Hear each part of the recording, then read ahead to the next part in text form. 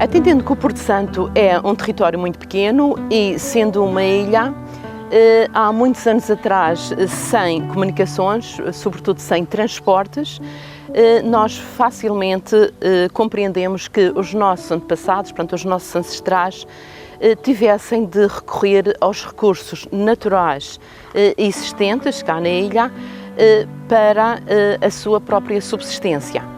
E isso reflete-se tanto na alimentação como na construção, sobretudo na habitação. E falando da habitação, todos estes materiais que eu aqui trago, recolhidos nas quantidades suficientes, dão para fazer uma casa, portanto, semelhante à que nós estamos aqui presentes. A pedra, que já é usada nos alicerces, portanto, depois, para levantar as paredes, eles usavam a pedra calcária aparelhada. Esta pedra, nas paredes exteriores, era revestida com argamassa de areia e calcário, portanto, e cal. Tendo as paredes levantadas, havia que construir a cobertura. Para a cobertura era usada madeira, portanto, madeira que escasseava, mas ainda existia alguma no Porto Santo, e fazendo a estrutura com os toros mais portantes, então eram lançados os caibros, sobre o que são aqueles travessões que se pode ver aqui na perpendicular. Sobre esta estrutura era feito um ripado de madeira, ou então de canavieira, e esta cana era, portanto, espalhada uniformemente sobre a estrutura de madeira. Sobre esta cana, então, recaía a tamargueira, portanto, eu aqui tenho um ramo ainda verde, seria tamargueira seca, com toda esta folhagem retirada, e, portanto, espalhava-se, fazia-se uma cama desta tamargueira. A tamargueira também podia ser substituída por feiteira, ou às vezes usado em simultâneo. Depois de tudo isto, tínhamos de impermeabilizar a cobertura. Então era usado, portanto, o salão, se for amassado, era bem amassado com água e formava uma camada que impermeabilizava a cobertura. Esta qualidade de argila, uma vez umedecida, expande-se e torna-se estanque à água. Por isso, no inverno, a água não penetrava nas moradias, mas no verão, ela, ao secar, retraía e abria fendas. E estas fendas serviam também para provocar algum arejamento dentro da moradia. Normalmente, tinham a cozinha, ou o espaço de estar, a sala e um quarto de dormir. Para fazer estas divisões, portanto, eles usavam um tipo de construção chamado tabique. Portanto, o tabique era feito com uma estrutura de madeira que era novamente forrado a canas e por dentro dessas canas fazia-se um enchimento com restos de materiais. Portanto, aí já começava a haver reutilização de materiais. O chão da moradia era de terra batida, chamada solho, e tornava-se, portanto, ela era tão trabalhada, tão batida, que tornava-se resistente e não cedia quando varriam ou no uso diário. Portanto, o forno era feito com pedra refratária do Porto Santo, a tijoleira também, que era recolhida no pico de Ana Ferreira.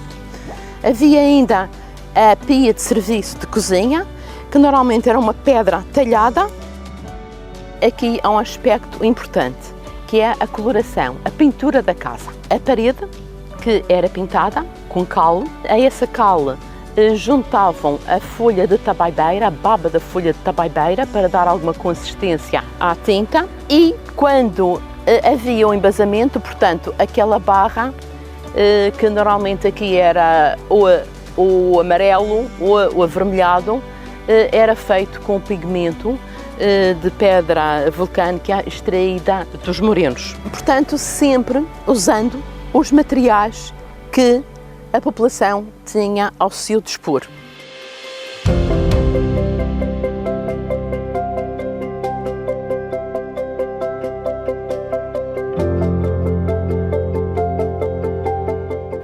As pessoas vieram para o Porto Santo, começaram o povoamento, a colonização, e o Porto Santo, que não era dotado de muita água, assim como hoje em dia nem é, água da chuva e assim escassa, dedicaram-se mais à produção do cereal, à criação de gado e ao cultivo da vinha.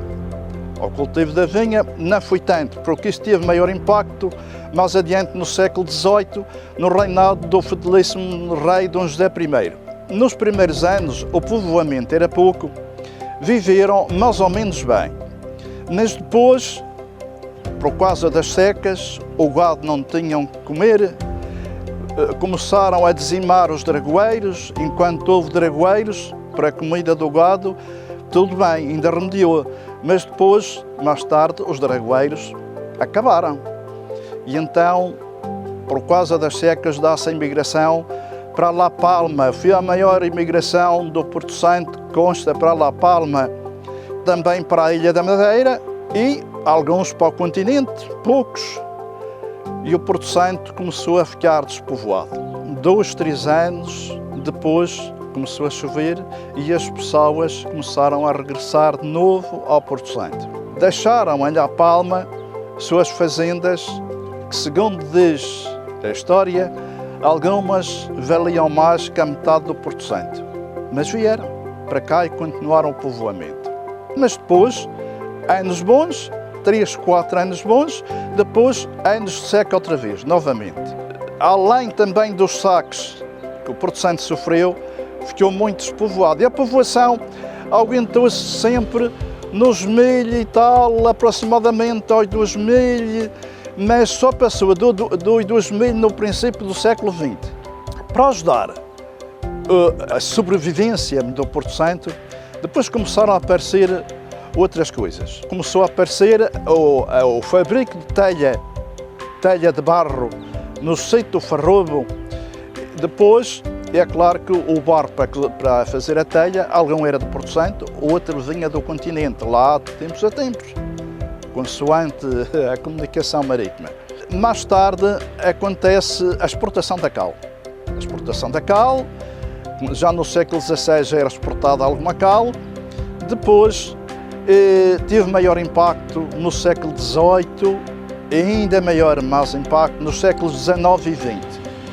A cal foi uma grande indústria para o Porto Santo, deu uma receita fabulosa à Câmara Municipal, a Câmara não tinha receitas do outro lado. Depois aparece a receita da água mineral, construiu-se uma fábrica rudimentar em 1906 que funcionou no prédio onde tem funcionado o estabelecimento de Baiana. Depois dessa fábrica rudimentar foi feita uma outra onde hoje funciona o estabelecimento do bar Pérola, e depois então, nos anos 20, aparece o prédio no sítio da Fontinha. Mais adiante, um pedacinho mais adiante, aparece a fábrica de telha de cimento, numa casa térrea, mais ou menos no lado noroeste, onde hoje se situa o padrão das descobertas. Essa telha era mais propriamente usada aqui para as casas do Porto Santo, ainda existem algumas casas antigas com telha de cimento, feita nessa fábrica. E depois aparece também a fábrica do carbonato de cálcio, explorada por Luís de Freitas Branco, no sítio do Campo de Baixo, onde hoje se situa o KD. Já no século XX, aparece a fábrica das pozelanas no sítio das Pedras Pretas, e também explorada por Luís de Freitas Branco. Nos anos 45 e 46, acontece a construção da fábrica das conservas. É claro que a fábrica das conservas deu trabalho a muita gente e serviu muito bem ao Porto Santo essa indústria.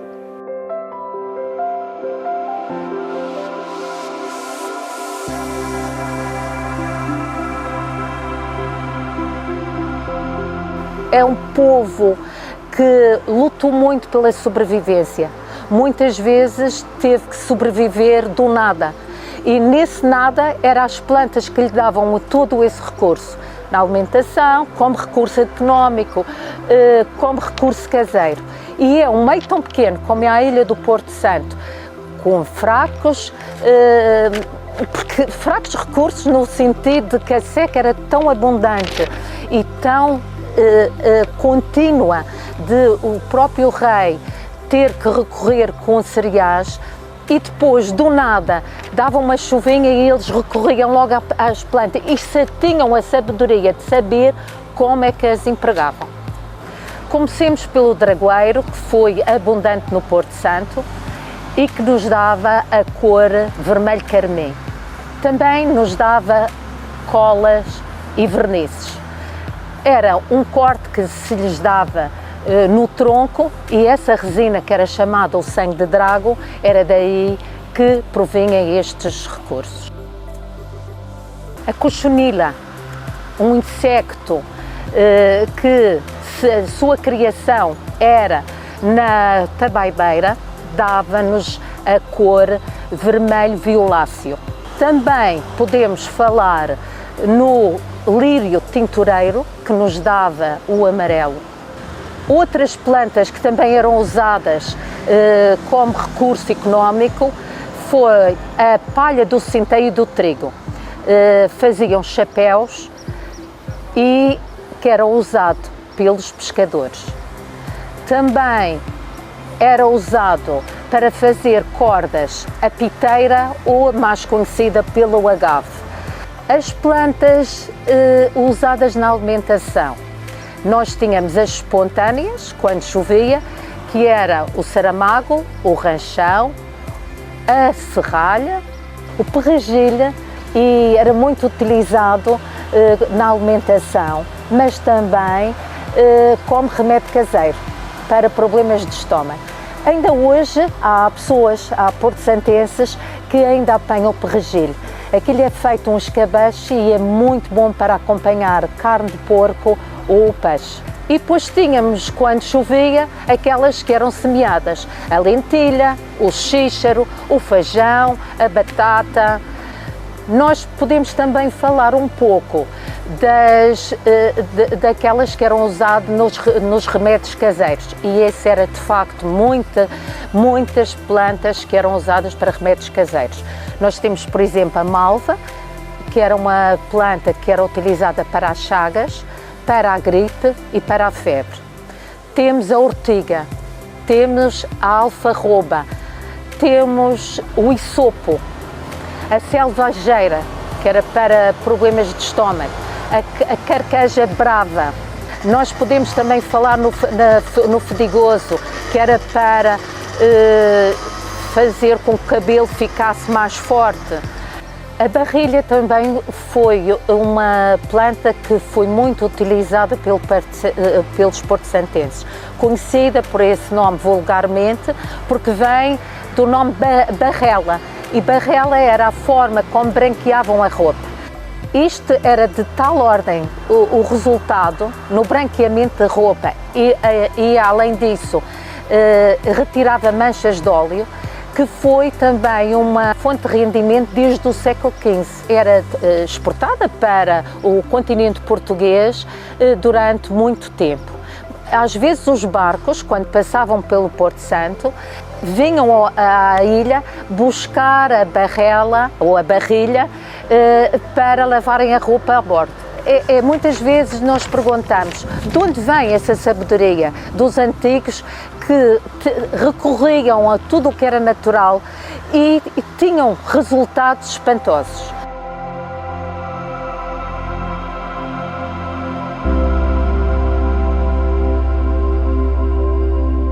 Estamos junto aos restos de uma antiga fábrica de cal, Porto Santo, dos meus antepassados. Foram 130 anos ligados à indústria da cal. O meu bisavô, o meu avô, a minha mãe. E isto terminou em 2002. É a indústria mais antiga de Porto Santo. exportado essencialmente para a Ilha da Madeira, para a construção, também para a correção de solos óssidos. Havia 2 tipos de cal, a cal de reboco e a cal de caiar. A cal de caiar essencialmente era uma pedra que era extraída ali no ilhéu de baixo, o ilhéu da cal, que era cozida com o mesmo sistema e depois servia para derregar e para caiar.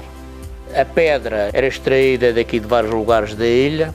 A melhor pedra era aqui deste veio que fica no enfiamento da Tupe Sul da pista do aeroporto, que é as Pedreiras das Lombas, que era um calcário mais vidrado, onde dava uma cal alva, e quanto mais calcário é rijo, a cal era muito mais leve.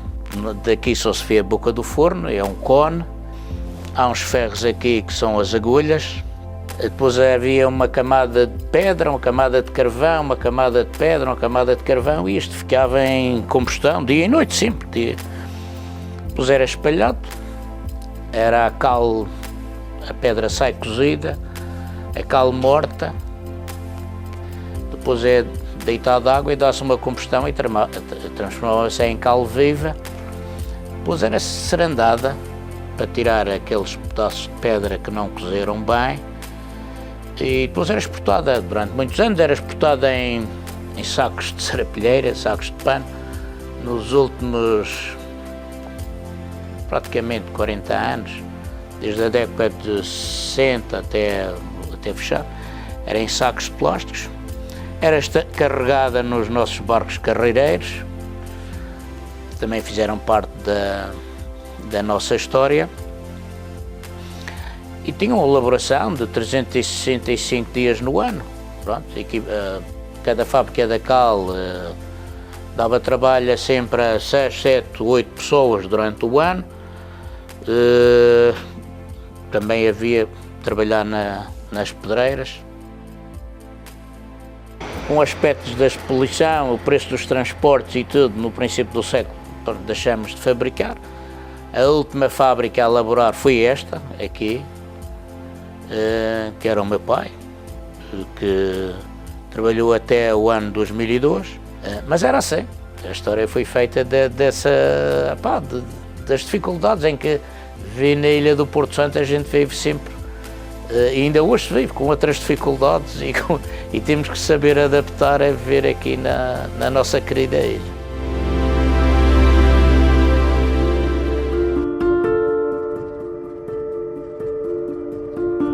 Antigamente, o nosso comer tradicional eram uns bolinhos tipo crepes, que fazíamos com a farinha de milho, e ainda hoje algumas pessoas costumam fazer, e era acompanhado com peixe. Havia muito peixe na altura, tínhamos várias pessoas que tinham barcos, havia muito peixe na altura, e também acompanhava com esta planta chamada serralha, que no continente chamam de dente de leão. Era muito bom, apanhávamos, lavávamos e fazíamos tipo uma salada com vinagre, azeite e alho e um pedacinho de pimenta da terra. A escrapeada também era acompanhada com couve verde. Havia as capelas do São João, que antigamente não chamávamos capelas de São João, mas sim os bolos da festa, ou bolos de noiva. Tínhamos as escolhas de cevada, o pão de cevada, o pão de centeio, havia muito cereal. Tinha o trigo, os xíxaros, lentilha, até girassóis. Eu lembro-me do meu avô ter campos de girassóis. Para tratarmos as nossas doenças que apareciam, às vezes diarreia, tínhamos o chá de alfavaca. Quando alguém tinha alguma ferida que se magoava, coisa assim, há esta planta, ainda há muitas no Porto Santo, que chamamos perinhas de Santa Maria. Pegávamos nesta planta e pisávamos muito bem com uma pedra limpa, e depois punhamos na ferida e automaticamente, em breves dias, ela sarava. Lembro-me quando era criança do meu pai tirar a palha do colchão e dormir a carão das tábuas para matar a fome aos animais, ou seja, as vacas, as cabras, as ovelhas, mas sempre nos desenrascamos.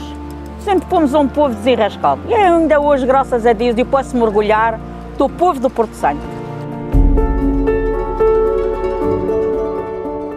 Os brinquedos da minha infância eram brinquedos feitos por nós próprios, com materiais caseiros da ilha, porque realmente os nossos pais não tinham dinheiro para nos comprar brinquedos, porque também, na verdade, há 60 anos atrás não haviam assim tantos brinquedos à disposição.